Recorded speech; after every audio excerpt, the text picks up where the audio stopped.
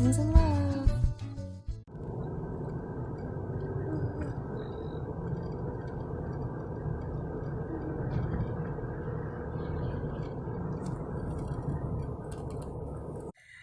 Good morning, family.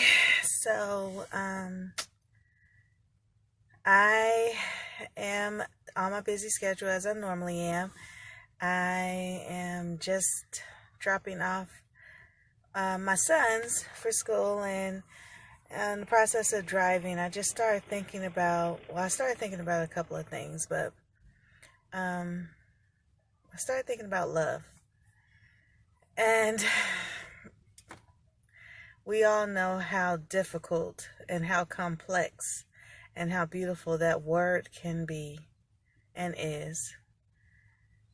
There's so much work that goes into that word, And I think it's cute to look at like little kids and like teenagers talking about they love each other and they're in love and everything, but they don't realize the work that goes into that word, love. And sometimes it could be exhausting. Sometimes it can feel easy, especially in the beginning, because everybody is in that euphoric stage. I think real love sets in the moments of the meantime, or the in-between times, or the challenging times, because it really shows you what your love is made of. Is it made of fluff or substance? So, I started thinking about how, in Corinthians, how it says, love is patient, love is kind, love does not hurt. And that just kept resonating in my mental. Love does not hurt. Love does not hurt. And I think it's, a lot of people recite that passage in weddings or in arguments to try to prove their points when, stuff may not be going their way, or, feelings get bruised and everything. But it goes so much deeper than that. That is something that should not be took necessarily at face value. Yes, love should not hurt. But I think what that passage is really speaking to is, well, let me backtrack a little bit. When Jesus decided to die for us, or when Jesus made the choice to fulfill his will, his purpose, and die on the cross for us, he died so that we can live. He died for our sins. He died for us. And that is an immeasurable, incomparable.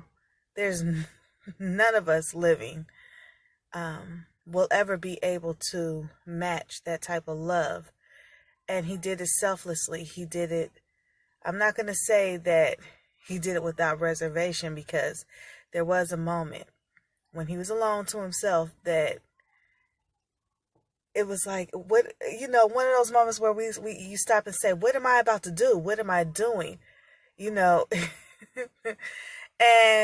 we all have those moments where love stretches us outside of our comfort zone, and we ask ourselves, what the heck am I doing? Because it's something that we never anticipated for us doing, but we do it because we love, some of the things and some of the choices that I've made in my life, and particularly since I fell in love with my husband, was because of love. When you come into a relationship, you have standards, you're staunch in it. I will never accept this. I will never do this. I will. And then love comes, and you realize that, especially romantic love. And to me, the love that I have for my husband far outreaches just romance. It is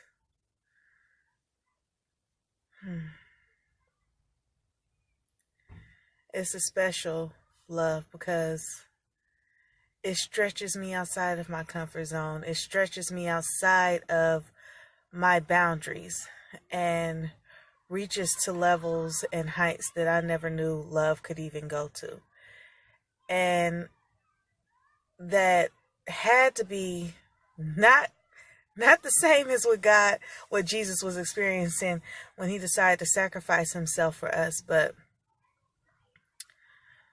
a love that makes you say, wow, I'm doing this, is sometimes a scary love because it is reaching to the unknown, but it's a worth it love if it's for the right person. So, going back to what I said, when Jesus made that sacrifice for us, that love, his expression of love for us, of course, it hurt. You know, he was sacrificing his life for us. He was being nailed to a cross and held there for 3 days in suffering and in pain and in hunger and in torment. And he endured all of that for us. And it hurt. And it hurt badly. And, you know, in all respect, looking at it from a fleshly side, most of us would say we were not deserving of that decision that he made, you know, that his purpose that was being filled, we were not deserving. You know, here he is sacrificing his life for people who don't even want to recognize who he is or doesn't recognize the magnitude and the glory in which he is. But he saw past. He saw past. God saw past our representation and remembered who we were at our core and loved us enough to give his life for us.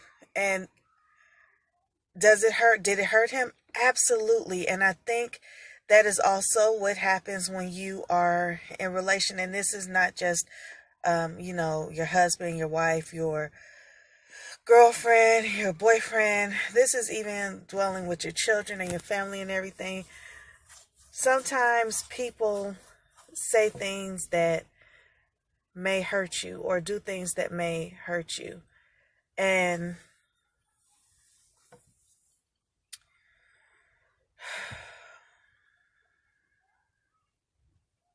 sometimes you may ask yourself if they're worth the love that you feel inside your heart for them. But then, like with me, for example, on days where, like, my kids may be driving me crazy or may have done something that may have disappointed me to some degree, or my husband has said something that hurt me or wasn't who I thought he would be for me in moments. Those are the moments when you have to draw upon love. And for me, I don't see my children as just my children. I don't see their faults. I see who they are at their core. You know, when I've looked at my husband, I see who he is at his core. And to me, when I look at his core, when I look at the man that is breathing inside and not the faults that are on the surface, I tell myself it's worth the sacrifice. And that's what love boils down to, you know. It's not, now when the Bible says, you know, love does not hurt, of course it is speaking on, you know, love is not brutal. Love is not, you know, oh, okay, let me slap you here and then tell you I love you there. Let me, you know, crush your spirit and call you names and brutalize you and then present a gift to you and tell you I love you. No, that type of hurt, no, absolutely. Love does not hurt that way. And I think that is what was being, that was what that passage meant. Love does not hurt. Love does not delight in evil or evil actions or evil thoughts. You know, you can't say that you love somebody, but you're contemplating on ways to hurt them or contemplating on ways to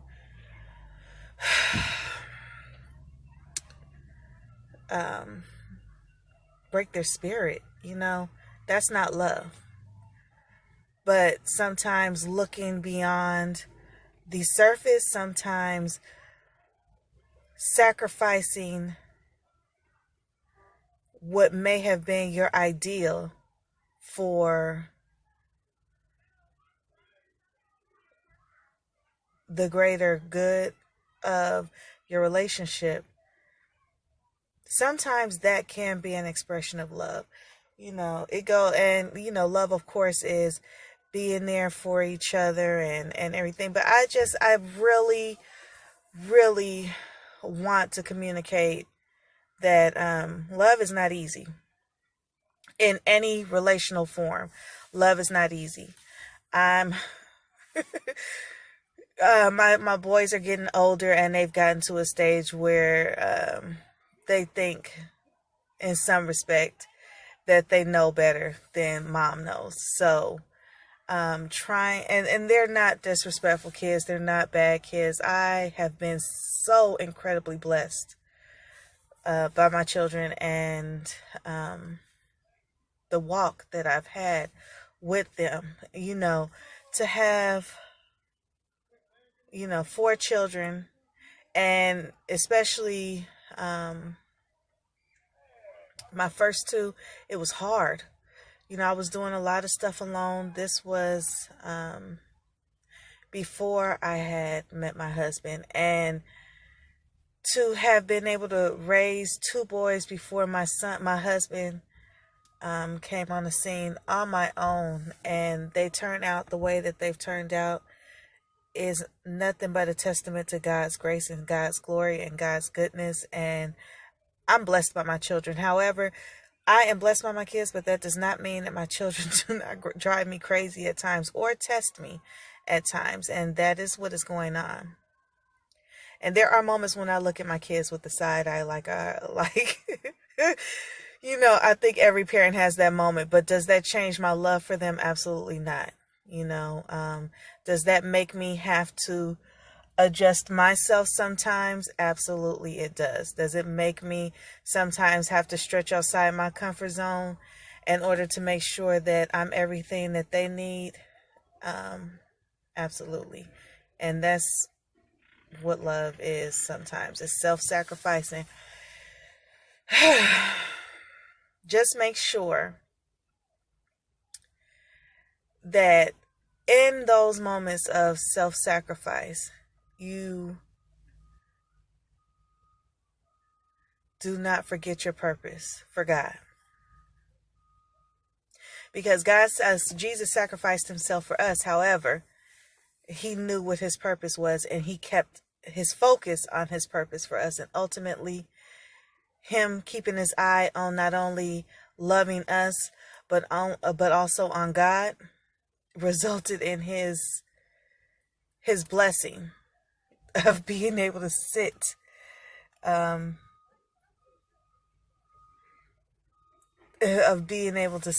the right hand and rise 3 days later. So I'm rambling now. I just really felt like I needed to kind of like just speak on love, because I am a woman that tends to forget my needs because I'm constantly thinking of everyone else around me need. And I'm also a woman who loves extremely hard and does not know how to turn that off. And I just wanted to start to kind of like reflect on healthy love, godly love, and real love, and not on necessarily on. I just really wanted to a healthy love, because that's what I need in my life. You know, just as, and you want to make sure that whoever you're willing to sacrifice and think outside of your comfort zone for and be there for, and everything is willing to do the same thing for you, is willing to put aside their own self